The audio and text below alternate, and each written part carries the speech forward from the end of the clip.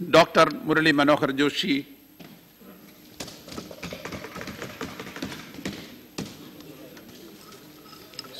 सभापति जी,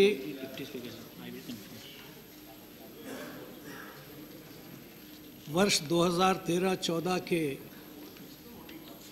सामान्य बजट के संबंध में आपने मुझे समय दिया है चर्चा करने के लिए।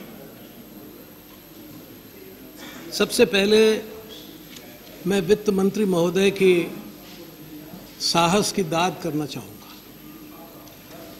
उन्होंने ऐसे समय में वित्त मंत्री बनना स्वीकार किया जबकि उनकी सरकार के पिछले 8-9 सालों ने अर्थव्यवस्था को बिल्कुल 1990 और 91 की स्थिति में पहुंचा दिया। स्वयं माननीय प्रधानमंत्री जी ने ये कहा कि अर्थव्यवस्था अच्छी स्थिति में नहीं है और हम 1990 और 91 की तरफ जा रहे हैं। ऐसी स्थिति में मैं नहीं समझता कि उन्होंने इस कार्य को, इस दायित्व को जब स्वीकार किया तो चुनौतियों की और समस्याओं की पूरी गंभीरता को समझ के किया होगा, ऐसा मैं मानता हूं।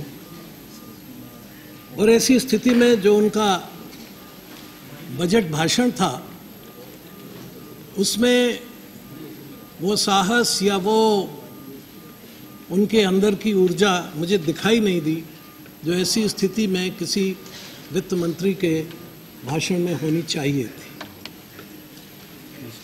इसमें परिस्थिति का वर्णन है, अगर इजाज़त दें तो कहें कि परिस्थितियों का रोना है।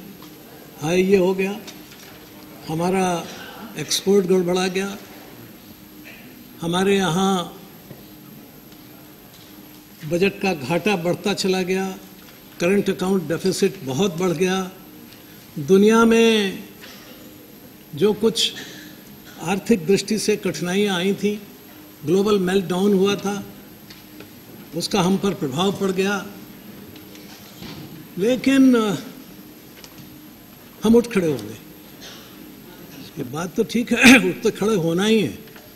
और मैं आपको ये विश्वास दिलाता हूँ कि भारत उठ खड़ा होगा, इसकी आर्थिक स्थिति उठ खड़ी होगी, लेकिन तब उस तरफ हम होंगे और इस तरफ आप। उठाना तो है उस स्थिति को, वो तो भारत की जनता इस स्थिति को ज़्यादा बर्दाश्त नहीं करेगी जो आज है। मैं कुछ आपके बजट प्रस्तावों पर हो सकता है कुछ तीखी आलोचना करूं। आप तिरुकुरल के बहुत प्रशंसक हैं, उसका अक्सर आप उल्लेख करते हैं। मैं वैसे तो तमिल भाषी नहीं हूं, लेकिन मैं कोशिश करता हूं एक तिरुकुरल के बहुत अच्छे पवित्र वाक्य को बोलने के लिए। सेवी कैप सुरपूर्वकम पणपुड़ई वेंदन कवि कई कीलटंगुम उनक। इसका अंग्रेजी भाषांतर है, ए ruler of quality who accepts well-meant though bitter criticism with patience and forbearance will find all the wise support for him. मैं आशा करता हूं कि आप बहुत धैर्य के साथ उन बातों को सुनेंगे और उसमें से जो भी कुछ आपको वाइज सजेशंस लगें उन्हें आप ज़रूर स्वीकार भी करेंगे। क्योंकि अगर अर्थव्यवस्था बिगड़ गई और इसी हालत में चलती रही तो ये कहने से काम नहीं चलेगा कि वित्त मंत्री आप थे। अरे उसका नुकसान तो हम सबको उठाना पड़ रहा है।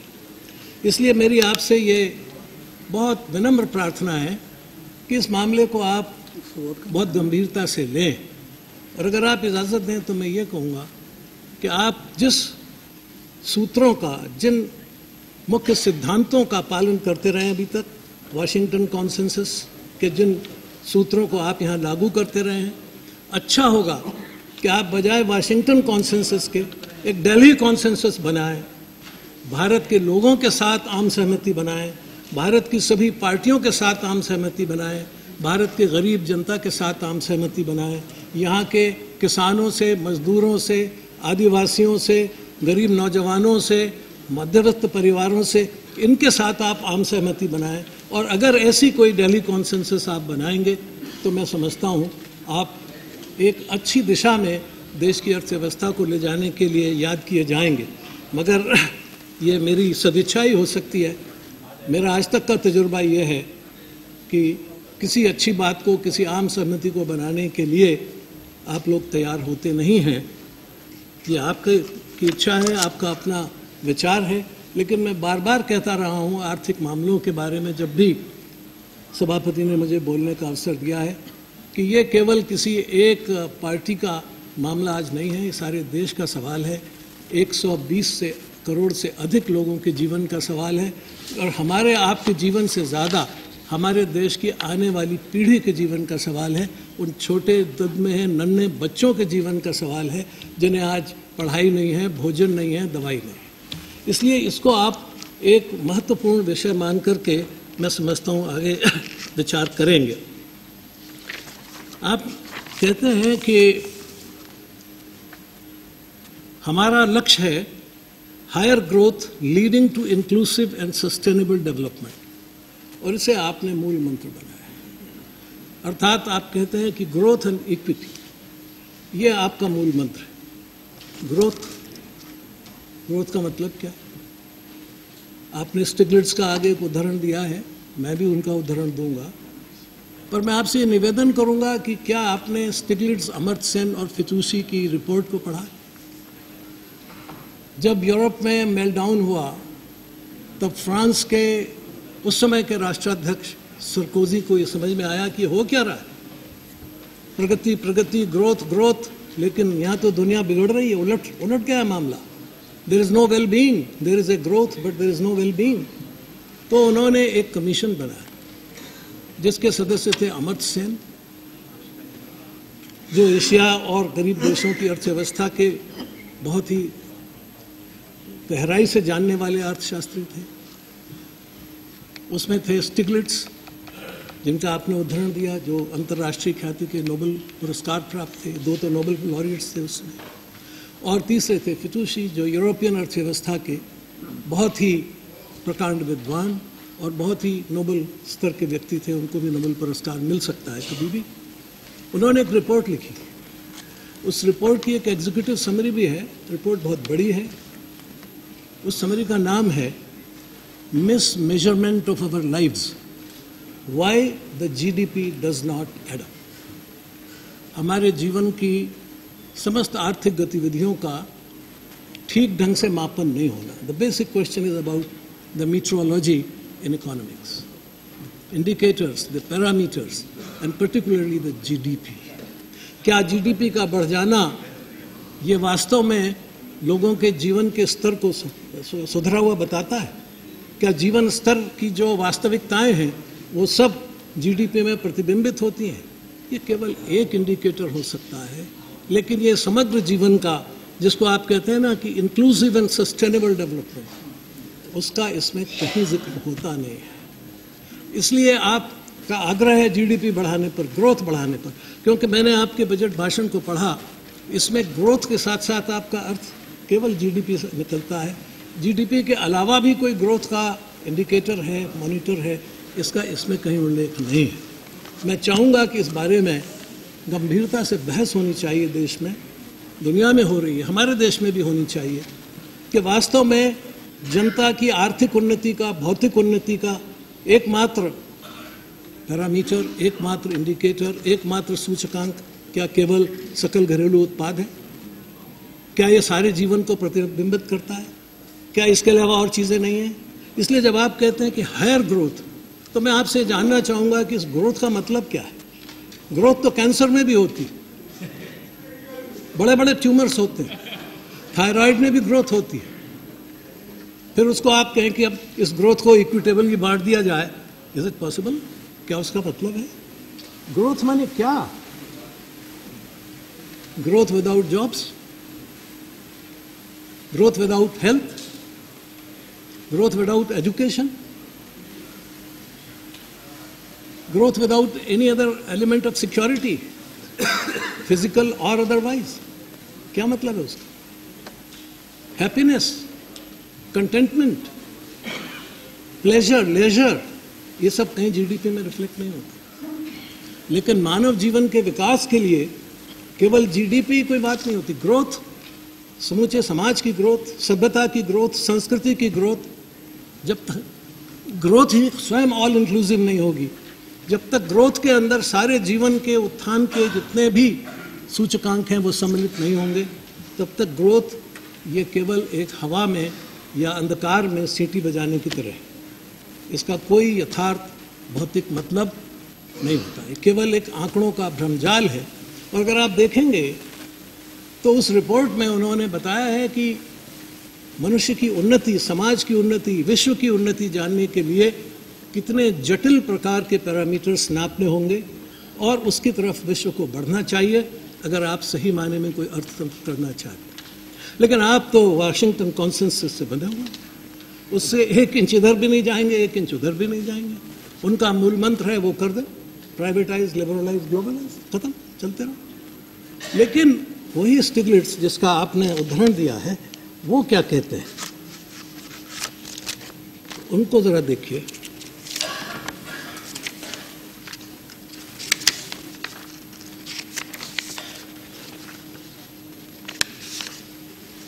Globalization, like development, is not inevitable, even though there are strong underlying political and economic forces behind it.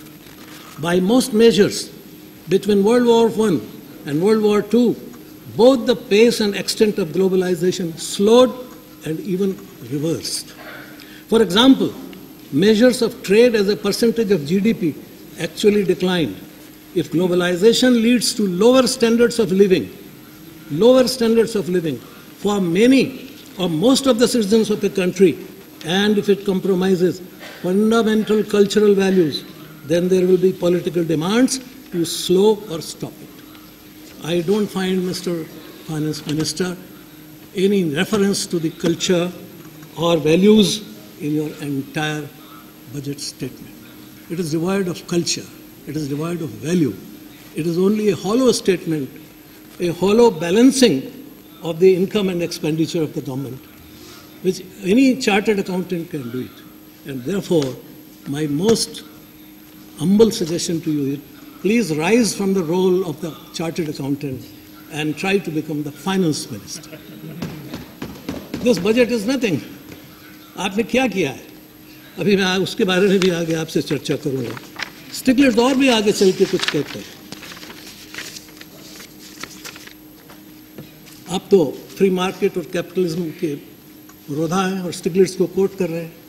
स्टिग्लिट्स कहते हैं, there is also a growing recognition that there is not just one form of capitalism, not just one right way of running the economy. There are, for instance, other forms of market economies, such as that of Sweden, which has sustained robust growth, that have led to quite different societies, marked with better health care and education and less inequality. While Sweden's version may not work as well elsewhere, sahi baat, or may not be appropriate for a particular developing country, its success demonstrates that there are alternative forms of effective market economies. And I was happy when the Chinese leaders came and told your party also, don't follow the Chinese system, develop an Indian system. So that is the way you see. The Stiglitz says that there is not hard and set rule, one rule which is applicable to the whole of the world. And that is the real mistake which you are committing in this country. एक planning commission से एक set बनाया और सारे देश पर लागू कर दिया, तो राजस्थान में भी वही करिए और कश्मीर में भी वही करिए, सुंदरबंस में भी वही करिए, केरल में भी वही करिए, ये नहीं चलता है. Therefore the whole system has to be reviewed, rechecked, reframed. Perhaps you will not get the opportunity to do that. That may perhaps come on the shoulders of some person sitting on this side. Then he says, and when there are alternatives and choices, democratic political process should be at the center of decision making, not bureaucrats and technocrats. One of my criticisms, that is of Stiglitz's criticism, of the international economic institutions is that they tried to pretend that there were no trade-offs. A single set of policies made everyone better off, while the essence of economics is choice, that there are alternatives, some of which benefit some groups, such as foreign capitalists, at the expense of others, some of which impose risks on some groups, such as workers and laborers, to the advantage of others. इसलिए आप जब Stiglitz का उदाहरण दे रहे हैं, तो Stiglitz के पूरे सिद्धांत को सामने रखकर उदाहरण कीजिए। केवल छोटी सी उसकी एक सेंटेंस को आउट ऑफ कॉन्टेक्स्ट लेके बात नहीं बनेगी। फिर वो कहते हैं आगे, Those who are less concerned about inequality and more concerned about economic efficiency tend to be less concerned with non-economic values such as social justice, the environment, the cultural diversity, universal access to health care and consumer protection. अर्थात ये कि अगर आपको विकास करना है तो उस बिल्कुल एक घिसे पिटे मॉडल पर, जैसे आप ब्रेटन वुड इंस्टीट्यूशंस कहें, वाशिंगटन कॉन्सेंसस कहें, G20 फार्मूला कहें, G8 फार्मूला कहें, जो कुछ आप कहें, उससे काम नहीं चलेगा। एक नई चीज़ की ज़रूरत है, एक नए सोच की ज़रूरत है। इसलिए मैं कह रहा हूँ कि जब आपने नई परिस्थिति में इस मैदान में कदम रखा है, आप इस अखाड़े में आ गए, तो सोच के चलिए कि पुराने जितने भी सोल्यूशंस हैं वो काम नहीं करेंगे। नई बात लानी पड़ेगी, नई परिस्थिति है, देश के सामने नई चुनौतियाँ आप स्वयं स्वीकार करते हैं, ऐसे नहीं चलेगा। और आप नई बात के लिए तैयार नहीं हैं, सुनने के लिए तैयार नहीं हैं, सोचने के लिए तैयार नहीं हैं। आप केवल माननीय प्रधानमंत्री जी और माननीय अध्यक्षा यूपीए, इसके अलावा और कुछ सोचने को तैयार नहीं है। तो देश में और भी कुछ है, उसके आगे भी बहुत कुछ है, सितारों के आगे जहाँ और भी हैं, ज़रा उस तरफ भी ध्यान दीजिए।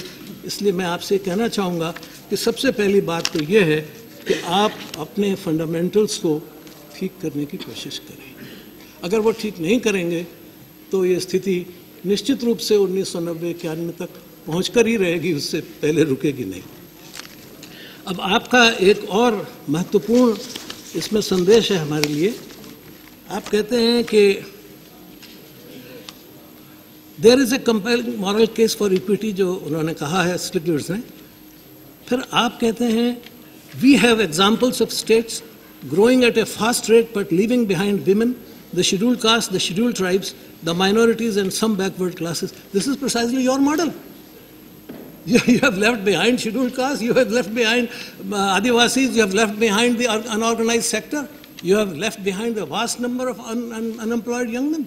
ये तो आपका मॉडल है, तो आप इसे रिजेक्ट कर रहे हैं, बहुत अच्छी बात है। फिर खुल के कहिए कि ये रिजेक्ट गलत हो गया, हमसे गलती हो गई, आइए फिर बात करें। हाँ, मैंने मतलब, लेकिन इसके अलावा हिंदुस्तान में ऐसे भी मॉडल्स हैं जहाँ हर गरीब आदमी का ख्याल किया गया है, जहाँ आदमी ही नहीं, आदमी के साथ काम करने वाले जानवरों का भी ख्याल किया गया है, गाय और भैंस और बैल का भी ख्याल किया गया है, जहाँ मुर्गी और मुर्गी के बच्चों का भी ख्याल किया गया है, जहाँ गरीब आदमी का भी ख्याल किया गया है, जहाँ एग्रीकल्चरल ग्रोथ 18% तक हुई। ऐसे मॉडल्स हैं, आप उनकी तरफ देखिए। ऐसे मॉडल्स हैं जहाँ 1 रुपये में चावल देने की बात है, जहाँ 5 रुपये में भरपेट भोजन देने की बात हो रही है। मेरा निवेदन है, आप चले छत्तीसगढ़, 5 रुपये में भरपेट भोजन कीजिए, रिक्शे वालों के साथ, तांगे वालों के साथ, औरों के साथ बैठ के, दाल चावल सब्जी। आप क्यों नहीं दे सकते? आप अपना एक, क्योंकि वाशिंगटन कॉन्सेंसस में वो मॉडल नहीं आता, उसमें गरीब आदमी के साथ बैठ के खाने का जिक्र नहीं होता, इसलिए आप उसे नहीं मानेंगे।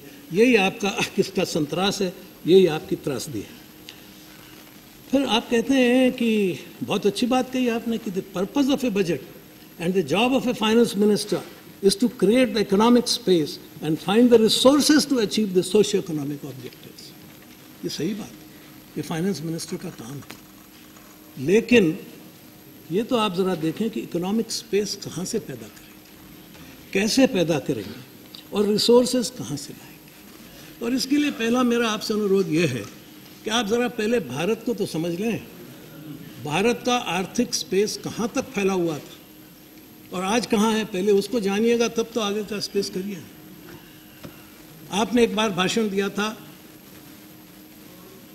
विदेश में जाके, अंग्रेज़ों से भी और अमेरिकन से भी, कि आप यहाँ आए थे, 200 साल तक रहे, खूब सरसब्ज होके गए, अब फिर से आइए और यहाँ रहिए और आपको बहुत लाभ होगा, बहुत मुनाफा होगा। आपने अभी तक इसका खंडन नहीं किया, कर देंगे तो खुशी होगी। तो आपने ये कहा, तो इसका अर्थ ये है कि आपको अंग्रेज़ों के आने के पहले के भारत के स्पेस का पता ही नहीं। अंग्रेज़ की ईस्ट इंडिया कंपनी जब यहाँ 1600 में आई, तब भारत का economic space 24% of the world GDP था, 24%। और जब अंग्रेज़ यहाँ से गया 200 साल के बाद, तो 3% के करीब छोड़ गया। और आज 60-65 साल के बाद उतना भी नहीं है हमारे पास।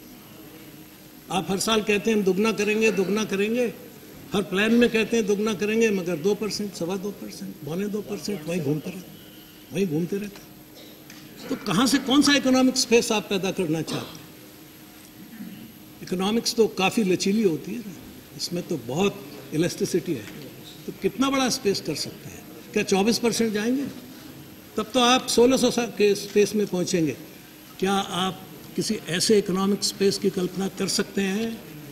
और एक फाइनेंस मिनिस्टर के नाते इस देश के ये कल्पना करनी चाहिए कि जो 1600 में हमारा स्पेस था, 2012, 14, 15, 20 में उससे सवाया डोढ़ा स्पेस हमको लेने की हिम्मत करनी चाहिए। आप तो वहीं घूम रहे हैं, आप तो वही बात कर रहे हैं। मेरी समझ में नहीं आता कि ये आप भारत की अर्थव्यवस्था को दिशा क्या देना चाहते हैं? क्या ऐसे यही थोड़ी बहुत लंगड़ी दौड़ करती रहे? कभी आधा % बढ़ गई, कभी 5% घट गई, कभी टैक्स इधर बढ़ गया, कभी टैक्स उधर घट गया। ये मत करिए, वित्त मंत्री की तरह काम करिए। देश के को वित्त व्यवस्था की, अर्थव्यवस्था की, रिसोर्स के मोबिलाइजेशन की ऊंचाइयों तक ले जाने की कोशिश कीजिए।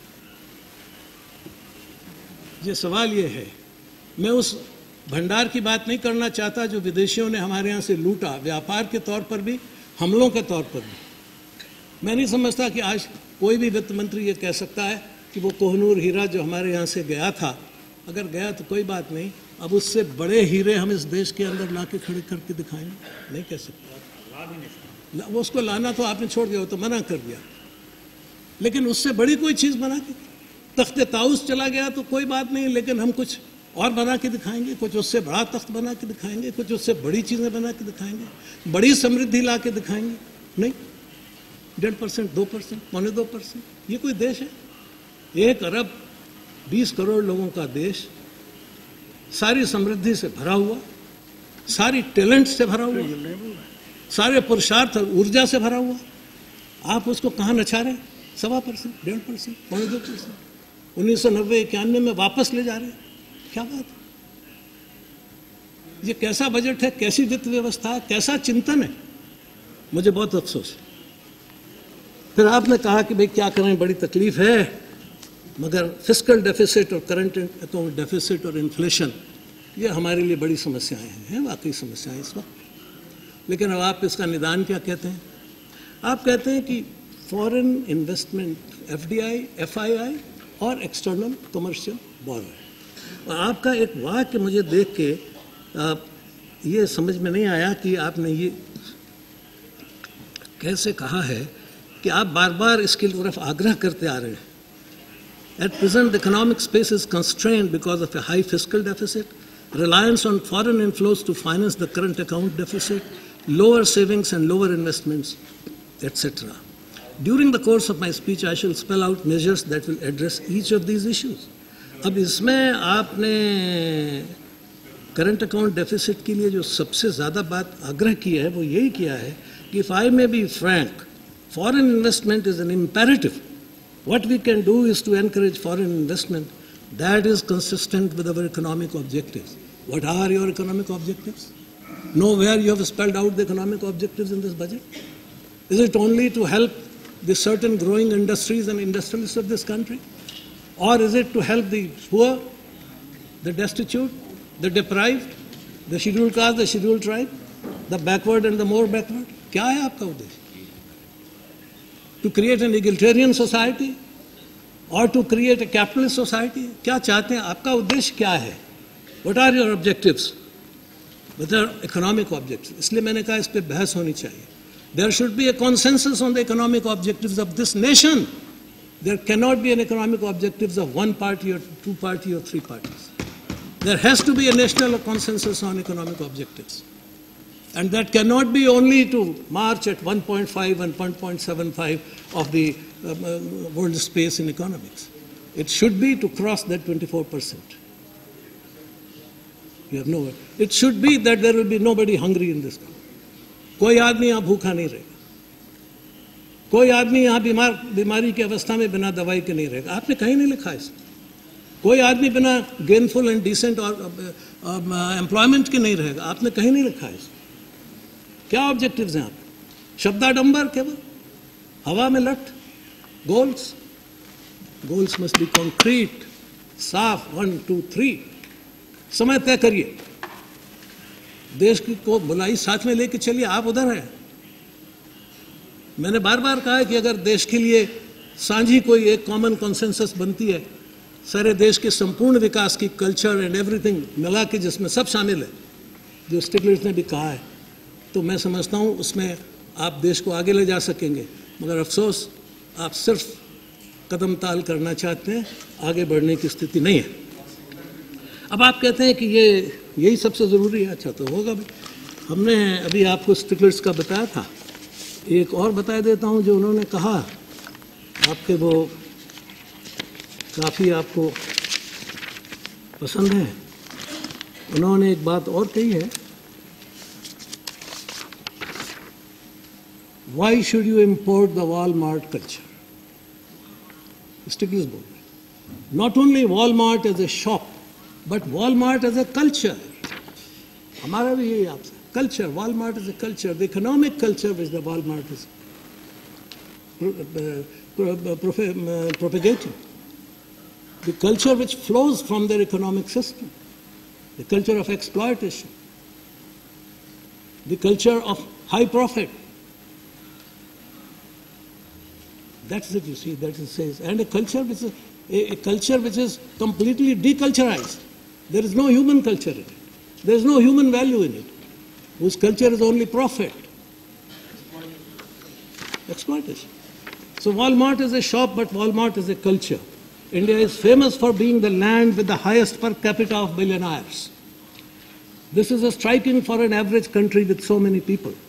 There is that huge divide, now from the very top, that is no longer class-based, but money-based in redefining of divisions within society.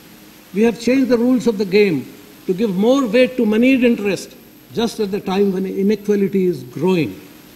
US firm is planning to set up nuclear plants, should bear all the liability, but they do not do that. Even in the US, state subsidizes and protects them. India has a large talented entrepreneurial class and lots of savings and wealth. Why should it need foreign entrepreneurs in any sector? And if you start taking foreign entrepreneurs in economic sector beyond a certain limit, the days are not far away when this whole office, this whole Parliament House will be governed by certain foreign interests, if not foreign people. ये मत करिए, सोच के समझ के करिए. इसको एकमात्र इम्पेरेटिव मत मानिए. जितनी ज़रूरत होगी ले. दवाई की जितनी ज़रूरत होती है ज़रूर लेते हैं, मगर बॉडी की इम्यूनिटी ज़्यादा ज़रूरी है. शरीर में प्रतिरोधक क्षमता होना ज़्यादा ज़रूरी है. दवाई तो तब काम करेगी. एक बीमार आदमी जो कैंसर से ग्रस्त है, उसको आप थोड़ी देर जिंदा रख सकेंगे, मगर उसका उद्धार नहीं कर सके. अब आप फिर आगे कहते हैं, finally the developments must be sustainable economically and ecologically. अब इसमें कहाँ बैलेंस? आपका एक मिनिस्टर कुछ कह रहा है, आप कुछ कह रहे हैं.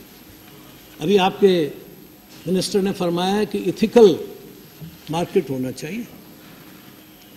इसका मतलब है बहुत सारा मार्केट जो आप डील कर रहे हो वो अनइथिकल है. आज ही कहा अखबारों में बड़ी हेडलाइंस के साथ.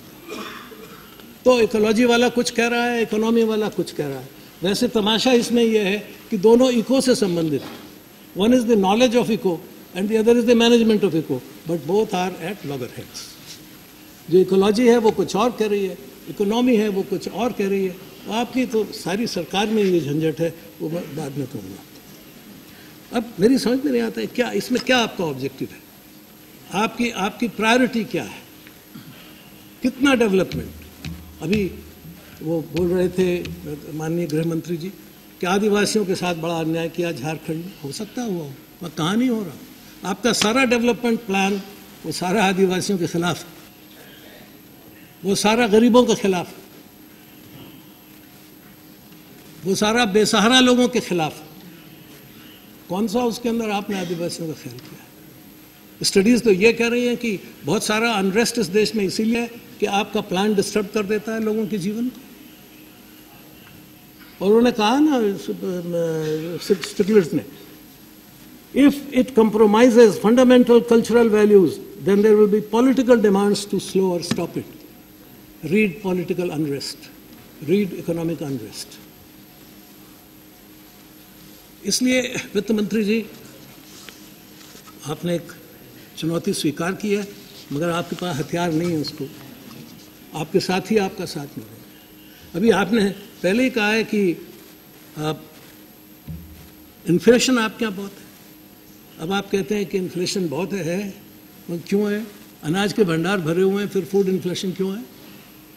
लाखों टन अनाज के भंडार हैं आपके पास, जितना बफर रिजर्व चाहिए उससे 2.5 गुना 3 गुना आपके पास, और नई फसल आ जाएगी तो आपके पास रखने को जगह नहीं होगी। हाँ, आप जानबूझ के सड़वाते हैं उसको, फिर शराब बनाने वालों को बेच देते हैं। उसका क्या फायदा है? उस गरीब आदमी को दीजिए।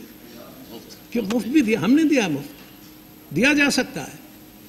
भूख मिटाइए, भूख बड़ी जबरदस्त चीज होती है। कुछ दिन भूखे रह के देखिए, तब पता लगता है भूख के क्या मायने होते हैं। वो हमारे उपनिषद में एक कहानी है कि एक लड़के ने पिताजी से कहा, मैंने ब्रह्म को समझ लिया है। उन्होंने कहा, बेटा 3 दिन बाद आना भूखे रहकर। 3 दिन के बाद वो फिर पहुंचे बिल्कुल भूखे रहकर। तो उन्होंने कहा, बेटा ब्रह्म क्या है? बोले, जी पहले अन्न चाहिए, ब्रह्म बाद में देखो। अन्नम ब्रह्म। आप उस ब्रह्म को सड़वा रहे हैं? क्या बात कर रहे हैं आप? There is the cultural value. क्या कर रहे हैं आप? इकोनॉमी किधर जा रही है? एक तरफ किसान मर रहा है, दूसरी तरफ अनाज सड़ रहा है, तीसरी तरफ आदमी भूखा मर रहा है, और हम यहां बैठे हुए बहस कर रहे हैं। अजीब हालत। और बजट हो रहा है। काय का बजट हो रहा है भाई? किसके लिए हो रहा है? किस मामले में हो रहा है? आप सिर्फ लेखा जोखा बराबर कर रहे हैं, और क्या कर रहे हैं?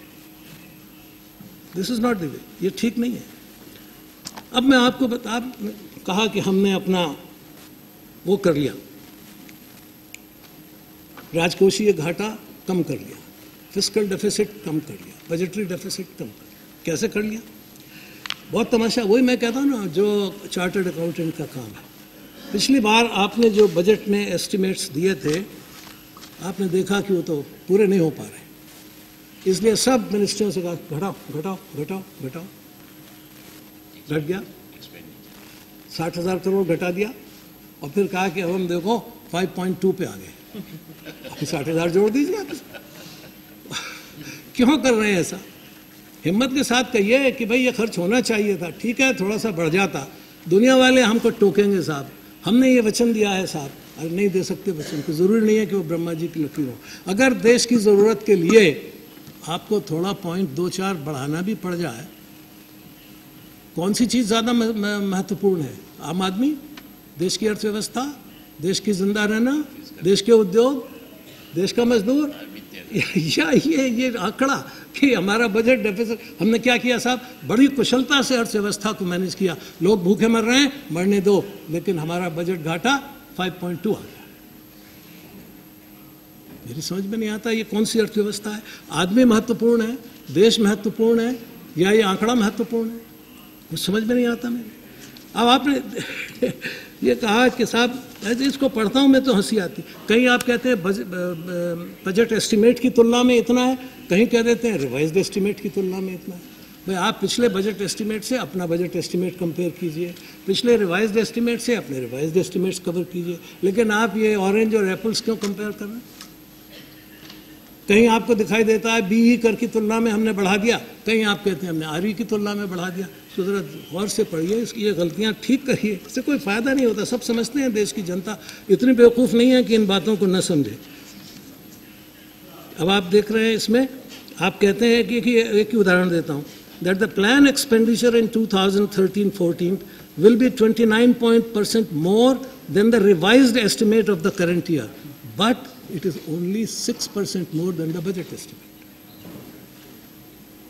लोगों ने सुन लिया, अखबार वालों ने छाप लिया, जनता प्रसन्न हो गई, लेकिन जब उसको इन बिटवीन द लाइन्स पढ़ा गया तो ये आ गया। सारे ऐसे बहुत तमाशे हैं, या कोई भी पढ़ के देख सकता है, कंपैरिजन कर लीजिए एक एक मिनिस्ट्री का, आपको पता लग जाएगा कहाँ कितना घटाया है, और वो जितना आपने यहाँ घटाया है उतना ही आपका घाटा कम हुआ है, और कुछ बात नहीं। तो this is work of A chartered accountant. इसके लिए आप जैसे विद्वान आदमी की कहाँ जरूरत थी? ऐसे तो आपके ऑफिस में काम करते हैं लोग जो ये काम कर सकते हैं। Is not needed for this. If finance minister of your caliber is not needed. फिर आप कहते हैं कि ये बहुत शेड्यूल कास्ट और इन सब का आपने बहुत वो किया है। मैं आपको बता देता हूँ कि क्या किया गया है और उसमें क्या हुआ है और कैसे कैसे क्या हुआ है। Money is spent, but who are the beneficiaries? They are but for fortune. देखिए, सब प्लान जो आपके हैं SC एंड ST के, उसमें प्लान में खर्चा तो है मगर हुआ नहीं है। Schedule caste population share 16.2%, schedule caste सब प्लान इज 37,113 करोड़, 13-14 में है 41,561 करोड़, बजट शेयर दोनों में वही है 9.50 to 9.9। शेड्यूल ट्राइब्स में भी आपका वही शेयर है 5.56 to 5.87। लेकिन यहाँ आप देखिए, for example the seed infrastructure facility under the ministry of agriculture has set aside ₹79 crores to schedule caste special plan and tribal special plan, while the National Food Security Mission has set aside ₹270 crore for it. NFSM is about raising of crop yields. There is no scheme for helping SC and ST. किस SC and ST के पास? If that is the way of your investment and if that is the way of your allocation, मेरे पास बहुत लंबा हो जाएगा इसलिए मैं कहता नहीं हूँ। सर्व शिक्षा अभियान ₹4,793 crore for the SC, SP and TSP. But there are no schemes specific to admission of SC or ST children or recruitment of SC and ST teachers. Again, ₹2,284 crore is set aside under the head of the midday meal scheme, though this is meant for all children. वो तो सबको वैसे ही है, उसमें कहीं क्या आपकी ministries को पता? उन्होंने कहा रुपया रखना है, रख दो, हाँ रख दो, खर्च नहीं होगा डाल देंगे, घाटा बढ़ जाएगा। प्लीज ऐसे बजट को मत बनवाइए। ये बड़े अफसोस की बात है, हिंदुस्तान के लोगों के लिए बहुत बहुत तकलीफ होती है इसके लिए। फिर आप बहुत है मेरे पास आंकड़े। आप हेल्थ में ब्रिक्स कंट्रीज में सबसे कम हेल्थ पर खर्चा हमने किया। ये आंकड़े आपके पास होंगे मेरे से भी ज़्यादा। लेकिन अब आप देखिए क्या है, आपने आयुर्वेद, यूनानी, सिद्ध एंड होम्योपैथी, इनके लिए कहा कि they are being mainstreamed through the national health mission. Mainstream ये कौन सी आउटसाइड स्ट्रीम है? Ayurveda is the mainstream of this country. Unani is here for so many hundreds of years. जब से हमारा अरब से कॉन्टेक्ट है तब से यूनानी सिस्टम है हमारे पास। होम्योपैथी जब से आई है तब से हमारे देश के अंदर है। आप ये सिद्धा पैदा ही यही हुआ है। मेन स्ट्रीम कौन होता है? आप ये कहिए कि ये इनकी स्ट्रीम सूख रही थी, उसको रिचार्ज कर रहे हैं, एनर्जाइज कर रहे हैं। और मेन स्ट्रीम क्या? डू यू मीन टू से the modern medicine is main stream? This is a new stream 300 years. और अभी 60-70 साल पहले एलोपैथिक मेडिसिन में 5-6 मिक्सचर्स के अलावा और कुछ नहीं होता। डॉक्टर साहब आते थे झोले में, बॉक्स में 5-7 मिक्सचर रखते थे, mixture number 1, mixture number 5। It's 300 years old, a good story, a good successful story. But please don't confuse this country. You call it as an emerging economy. What do you mean by emerging economy? It had 24% space in 1600, and now in 2013 you say we are emerging. In fact, you have converted into a submerging. What I do? How? क्या आप बात करें? आपके सारी economy जो है ऋणग्रस्त, it is completely under debt, losses. अब देखिए telecom sector, financial loans ₹2 lakh crore debt. This was in September-October 2012. Banking sector, non-performing assets rupees 1.37 lakh crore as on June 12. Then, according to RBI's assessment, a fifth of all structured loans go bad.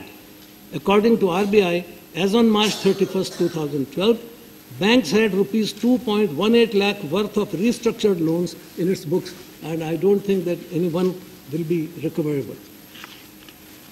Then, credit card outstanding, rupees 22,150 crore. ये मिलेगा आपको या नहीं पता नहीं मुझे. Indian government, total planned borrowing is rupees 5.7 lakh crore, of which rupees 2 lakh crore would be in the second half of the fiscal. अब देखिए. फिर banking sector, report by Credit Suisse Group AG points that exposure to 10 large industrial groups constitute 13% of the entire banking system. 10 large groups, they control 13% of these loans. Indian banks had loans outstanding of rupees 36,600 crore to the mining and quarrying, rupees 93,000 crores to the telecom sector, power sector. The accumulated losses of the state power distribution companies are estimated to be alone rupees 1.90 lakh, which would be by now must have crossed 2 lakh crores. Interest बढ़ रहा होगा. Air India loss rupees 67,520 crores. ये अभी February के आंकड़े. Pantaloons loss rupees 3,300 crores. Now, if you add all the losses, then you see the total loss comes to 40,500 crore in the beginning of this session. बढ़ गया होगा. अब आप इसके साथ देखिए आप रिसोर्स कहाँ से पैदा करें.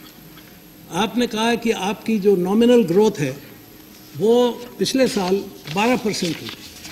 उसके पहले जो आपकी एवरेज नॉमिनल ग्रोथ है वो 15%. इस 15% से 12% होने में the output loss is 3 lakh crores. Just in 1 year, we lost 3 lakh crores. एक थोड़ा सा पॉइंट ग्रोथ कम है. और इस साल भी आप यही कहते हैं कि यही होगा, 12% होगी या 13% होगी. Another 2 lakh crores. तो 5 लाख करोड़ आपके जाने से पहले आप ये आउटपुट लॉस छोड़कर जाएंगे. रिसोर्स कहाँ से लाएंगे? जो रिसोर्स आप बताते हैं ना वो फिर मैं आपको बताऊंगा वो उसकी क्या हालत है उसको देखिएगा. बैंक्स की आपकी हालत ये है कि रियलिटी और सबको मिला के 4,37,000 करोड़ रियल एस्टेट्स में आपका एक्सपोजर है और 5 लाख मकान ऐसे हैं जो अभी तक बिके नहीं है.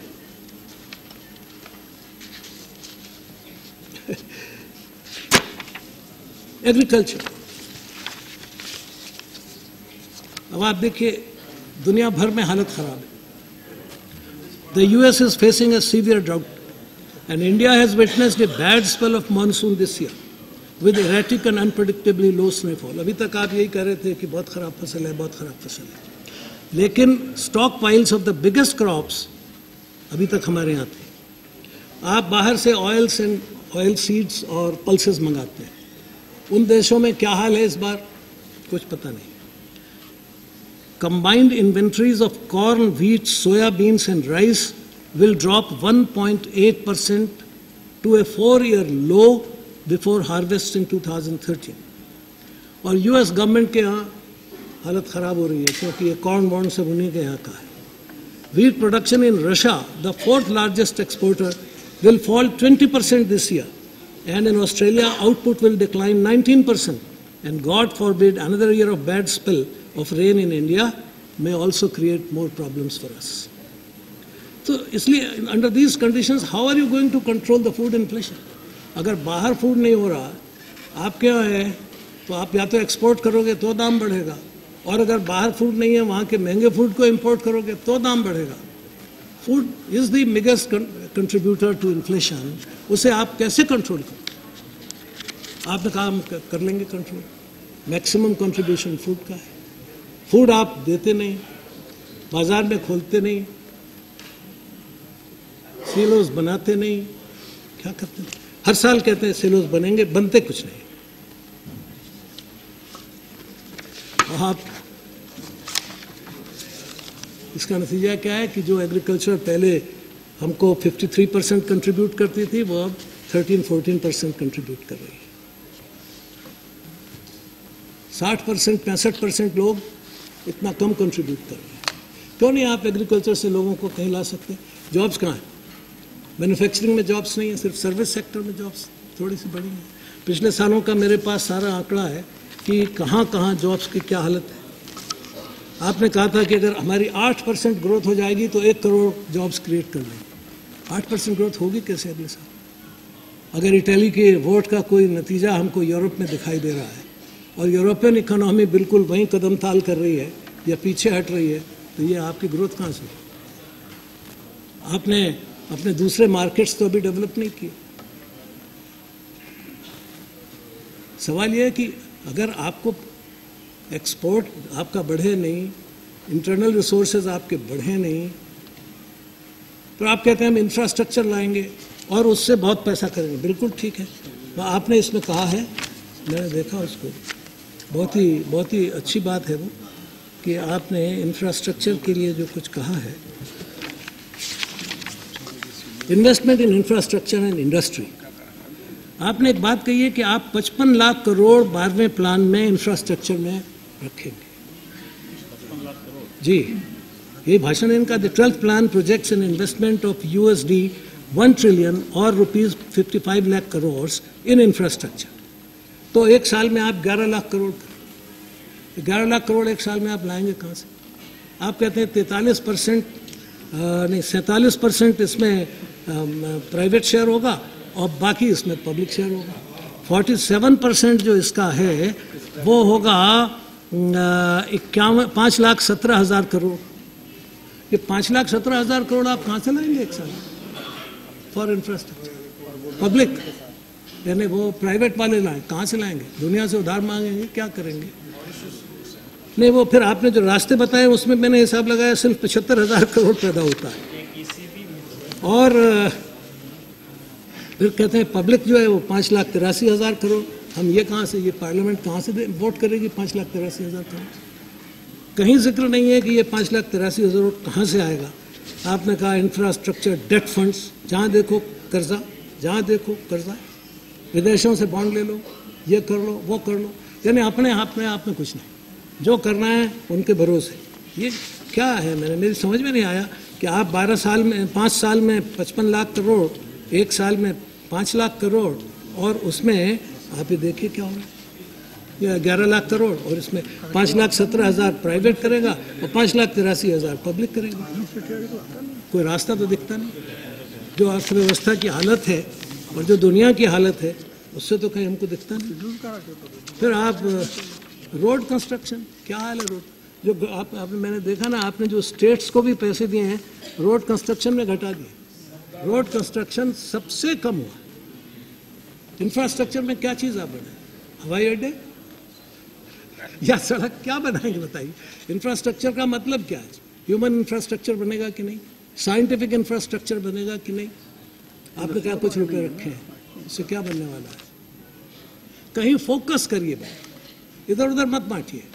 हाँ, वो बांटना आपकी मजबूरी है क्योंकि ये चुनाव का साल, इसलिए आपने जितनी स्कीम बनाई है वो सब इलेक्टोरल को जेब में डालने के लिए बनाई। और आपका तजुर्बा हुआ था जो आपने ये बनाई थी ना मनरेगा, उसके नहीं, जो ये कर्जा माफ़ किया था आपने, कैश ट्रांसफ़र स्कीम्स जो अब आ रही हैं, उसकी जो जेनेसिस है वो आपके इससे है, इस कर्जा माफ़ी से। तो आपने उन 5 राज्यों में जहां आपको सबसे ज़्यादा उम्मीद थी पॉलिटिकल गेन्स की, वहां जो कर्जे दिए माफ़ किए और उनसे जो फ़ायदा हुआ वो आप सुन लीजिए। आंध्र प्रदेश में आपने कर्जा माफ़ किया 11,353 करोड़। उसमें 2004 में लोकसभा सीट कांग्रेस के पास थी 29, 2009 में हो गई 33। महाराष्ट्र में 8,953 करोड़ कर्जा माफ़ किया और वहाँ सीटें थी 13 आपके पास, 2009 में हो गई 17। उत्तर प्रदेश में आपने 9,000 करोड़ रुपया बांटा, वहाँ आपके पास सीट थी 9 और बढ़ के हो गई 22। केरल में 2,962 करोड़ रुपया मांगा, सीट थी 0 और बढ़ के हो गई 13। ये और कर्जा माफ़ी में हुआ क्या वो भी मैं आपको बताऊंगा। वो तो आपके रिजर्व बैंक ऑफ इंडिया का वो है ना सर्कुलर, बहस कर चुके हैं हम उसमें। उसने कहा इतनी इतनी इरेगुलरिटीज़ हुई, जिनको नहीं मिलना था उनको मिल गया, जिन्हें मिला था उन्हें ज़्यादा मिल गया, और जिनको मिलना ही नहीं चाहिए था उन्हें भी मिल गया। और रिजर्व बैंक ऑफ इंडिया ने सर्कुलर निकाला कि 15 दिन के अंदर सबको पकड़ के, रिजर्व बैंक 15 दिन के अंदर सबको करो। मुझे पता नहीं क्या हुआ, अब तो 1.5-2 महीना हो गया उसको। तो ये आपकी जो स्कीम्स है ना, इसका नतीजा यही है। मैं ये है आपका बजट लेटेस्ट, हाँ नहीं कोई दिक्कत नहीं। अब बताइए, आपने हर जगह 3 आपने मुद्दे छांट लिए चुन इसमें बजट में, एक महिला, एक नौजवान और एक हाँ ये नौजवान हो गया ना, वो तो गरीब, सबको डायरेक्ट पैसा। और आप कहते हैं कि स्किल्ड नौजवान पैदा करेंगे। वो जितना भी दिया हो वो दिया तो सब उसी काम के लिए है, मैं वो भी बता दूं। तो सवाल ये नहीं है, सवाल ये आप कहते हैं कि उसको स्किल्ड बनाएंगे, और स्किल्ड बनाने के बाद उसको 10,000 रुपया देंगे। काय के लिए? आप उसे स्किल्ड बना लेंगे दिसंबर जनवरी तक, और फिर फरवरी मार्च में उसको कहेंगे वोट कर। ये क्या है स्कीम? स्किल के बाद क्या आप लोगों को बेवकूफ समझते हैं कि ये सब समझते नहीं है कि आप क्या कर रहे हैं? मेरे पास वो रिपोर्ट है जो कहती है कि इंटरनेशनल रिपोर्ट है जिसने ये देखा है सब।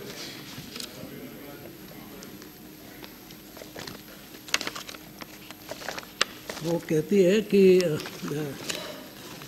वेनेजुएला के इलेक्शन को, हाँ, उस रिपोर्ट में स्टडी किया गया और उन्होंने बताया कि साहब वहाँ ये जो ऐसी स्कीम्स हैं इससे वोटर प्रभावित होता है। यह साहब आपको ज़्यादा पसंद आएगी, मानेंगे भी आप, क्योंकि वर्ल्ड बैंक की हिंदुस्तान की होती तो शायद आपको कम होती। वो ये कहता है the results however show that the voters respond to targeted transfers and that these transfers can foster support for incumbents, thus making the case for designing political and legislative mechanisms that avoid successful and anti-poverty schemes from being captured by political structures. तो ये उन्होंने पूरा किया है। बहुत सारे factors हैं, लेकिन ये कैश ट्रांसफ़र का ये एक, आप कहते हैं हमारा एक्सपोर्ट नहीं बढ़ा, आपके कॉमर्स मिनिस्ट्री के अफसर ने strategy for doubling exports in next 3 years ये बनाई। मुझे पता नहीं उसका क्या हाल है। ये अच्छे ऑफिसर हैं। जब मैं कॉमर्स कमेटी का चेयरमैन था, ये आते थे। ये वॉज अ सेंसिबल पर्सन। और ये रिपोर्ट बना के आप एक्सपोर्ट चिल्ला रहे हैं, वो आपका आदमी कह रहा है कि ये स्ट्रेटजी है। आप माने या ना माने वो बात अलग, पर इस पर डिस्कशन तो कराइए। बात तो होनी चाहिए कि एक्सपोर्ट कैसे बढ़े, कौन सा बढ़े, किस चीज़ का बढ़े, और वो एक्सपोर्ट से किसको काम मिले। अब आप बंगाल की ऐसी बहुत सी चीज़ें हैं जो अगर आप बढ़ाना शुरू करें तो मध्य प्रदेश, छत्तीसगढ़, कौन सा ऐसा प्रदेश नहीं है जहाँ की चीज़ें आप बाहर नहीं बेच सकते। राजस्थान, आपको बहुत पैसा मिल सकता है अगर आप टूरिज्म डेवलप करें। भगवान ने इतना दिया है आपको प्राकृतिक संसाधन, और जो परमानेंट है, आपका कुछ खर्च नहीं होता, उसका भी कुछ खर्च नहीं होता। कोई तो मैं जिस शहर को प्रतिनिधित्व करता हूँ, बनारस, वहाँ हिंदुस्तान में सबसे ज़्यादा टूरिस्ट आते हैं, मगर आपका कोई ध्यान ही नहीं है। आपके रेल मंत्री जो पहले थे, सबसे पहले ममता जी, उन्होंने कहा इसका स्टेशन इंटरनेशनल स्टैंडर्ड का हो जाएगा 2009 में। आज क्या है भाई? 2013। वो कुछ नहीं है, वो वर्ल्ड क्लास इंटरनेशनल स्टैंडर्ड, वो अब नेशनल का भी नहीं रहा। नई घोषणाएं कर, हाँ क्या हर साल कहा जाता है वीवर्स के लिए ही होगा। मेरे यहाँ बहुत वीवर्स हैं, सारी बनारसी साड़ी वहाँ बनती। मेरे यहाँ बहुत ज़्यादा तादाद में कारपेट वीवर्स हैं, हैंडलूम वीवर्स हैं, वहाँ से लेके बिहार तक सारे हैंडलूम वीवर्स हैं। मध्य प्रदेश में हैंडलूम वीवर्स हैं, आंध्र प्रदेश में हैंडलूम वीवर्स हैं। बंगाल में क्या बढ़िया साड़ियाँ बनती, क्या टैक्स, मूंगा सिल्क, अपने सिल्क पे बढ़ा दिया टैक्स, कोई बात नहीं। पर आपने मार्बल पे भी बढ़ा दिया, मार्बल पे टैक्स बढ़ा दिया आपने। हाँ, वो जो भी क्या, तो मुझे एक पोएट मिल गए, वो कह रहे साहब अब तो इश्क करना भी फजूल हो गया, क्योंकि कोई आदमी वो नहीं बनवा पाएगा मकबरा, इतना महंगा मार्बल हो गया। That is the type of reaction which people say. Your budget has disappointed this entire nation. मुझे पता नहीं प्रधानमंत्री जी और सोनिया जी को पसंद आया या नहीं, लेकिन देश में इसकी भयंकर क्रिटिसिज्म है और सब ये कहते हैं कि ये चुनावी बजट है, इसमें कुछ नहीं है, इसके अंदर। और आपने एक बहुत महापुरुष के वक्तव्य से अपना भाषण समाप्त, और आप 4 घंटा बैठा रहते हो। उसके पहले एक बात, आपने प्रतिरक्षा, चीन क्या कर रहा है उसकी निगाह में देख के पाकिस्तान क्या कर रहा है, आपने आश्वासन दे दिया कि पैसे की कमी नहीं होगी,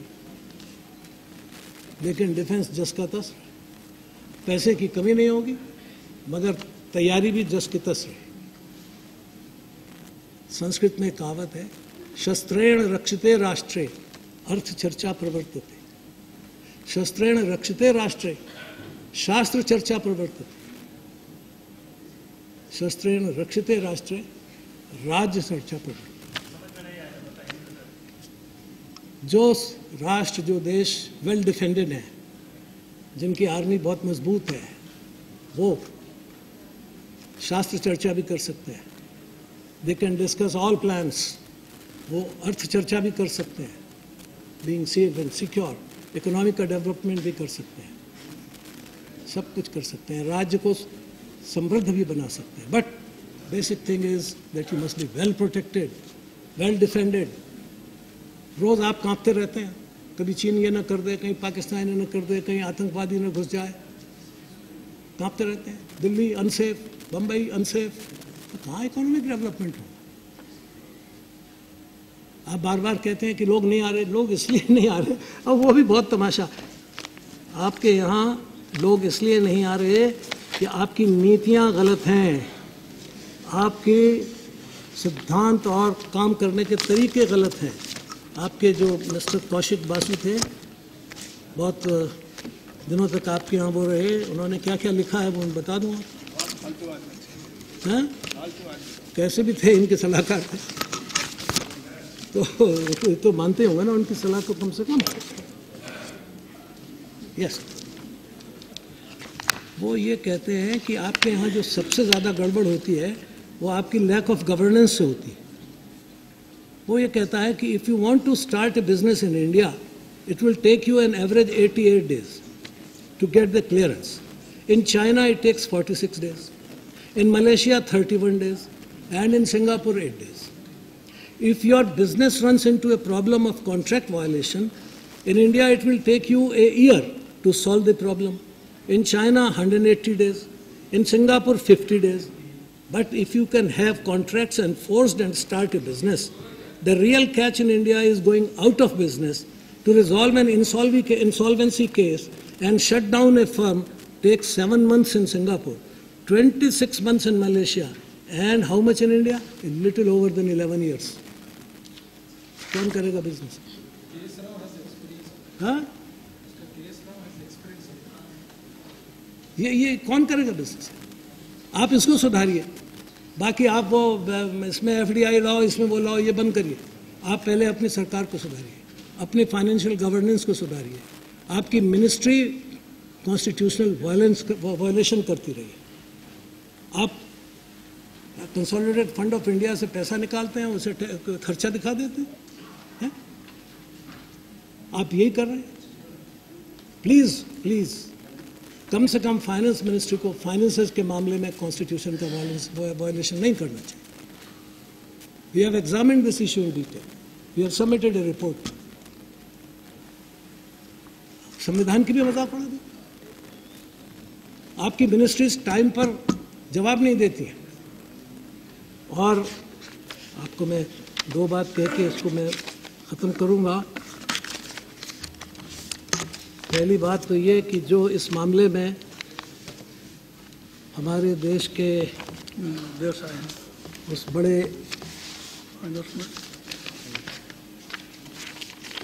आर्थिक Kautilya, the king is advised, that is the ruler or the government is advised, to be ever active in the management of the economy. Because the root of wealth is economic activity. Inactivity brings material distress. Without an active policy, both current prosperity and future gains are destroyed. And furthermore, management is the responsibility of audits and accounts. Accounts officers shall present themselves for audit at the appointed time, bringing with them their account books and the income to be remitted to the treasury. Be ready for the audit when the audit officers calls him. अब क्या हो रहा है? Audit कहता है मैं audit करना चाहता हूं, सरकार कहती है मत करो, ये नहीं कर सकते. फौज वाले कहते हैं इधर मत देखो, इंडस्ट्री कहती है इस जॉइंट वेंचर को मत देखो, सरकार कहती है अगर तुम देख रहे हो तो तुम डिस्टेबलाइज हमें कर रहे हो, तुम अपोजिशन से मिल रहे हो. क्या बात है? Be ready for audit when the audit officers calls him. Not lie about the accounts when questioned during the audit. And don't try to interpolate an entry as if it was forgotten inadvertently. ये मत करो, ये भी होता है. Failure to conform to any of the above regulations is a punishable offense. Kautilya, before Christ, prescribes this as a punishment. In case a discrepancy is discovered during audit, the official concerned shall pay a penalty if the discrepancy has the effect of either showing a higher actual income or a lower actual expenditure. In both the cases, the state loses. Please, you as finance minister have double duty. On the one hand, to see that the money is collected, and on the other hand, you see that the money is properly spent and accounted, and then get it submitted for the audit. Don't decry the auditor. Don't denigrate that constitutional office. And finally, fight out the corruption. I will not deal with that in detail because it has been dealt in so many debates. Please make your budget, revise your budget, you can. Bring principles into it. And finally, you have also quoted Vivekananda, if I remember. I also finish with the quotation from Vivekananda. I am one of the proudest men ever born, but let me tell you frankly, it is not for myself, but on account of my ancestry. Do not be in a hurry. Do not go to imitate anybody else. This is another great lesson we have to remember. Imitation is not civilization. Oh India, with this blind imitation of foreigners, this blind dependence on foreigners, this slave-like weakness, this cowardice, do you wish to achieve great heights? Mr. Finance Minister, don't too much depend upon the foreign wisdom, upon the foreign money. Try to invoke the inner strength of India, which you have said that you want to do it. But your budget miserably fails, I'm sorry to say. I wish if you could have stood up to that quotation from Vivekananda. The budget is totally in contradiction to what you have said in the end of it. I wish that that should have been the real theme of your budget, the real theme of any Indian budget in times to come, that we should not imitate. Imitation is not civilization. Let us try to realize our own inner strength, the vitality of India, Mr. Prime Minister, Mr. Finance Minister. It is the civilizational consciousness of India which has to be rekindled and reawakened. And with that spirit, if you come before the nation, I think nation will respond as it responded to Lal Bahadur Ji, as it responded to Atal Bihari Ji. Please, Mr. Finance Minister, take a fresh view, come with another revised version of your budget speech if you can, but otherwise this would be your last budget. Please. Let me speak. Thank you. Dhanyavad.